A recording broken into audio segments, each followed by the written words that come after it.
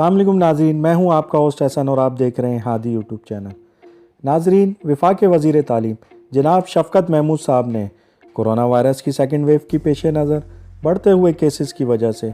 एक बार फिर से पूरे पाकिस्तान में तमाम तालीमी इदारे, स्कूल, कॉलेज और यूनिवर्सिटीज़ को 26 नवंबर से लेकर 11 जनवरी तक बंद रखने का ऐलान किया है, जिसको सुनते ही अक्सर तलबा में खुशी की लहर दौड़ गई है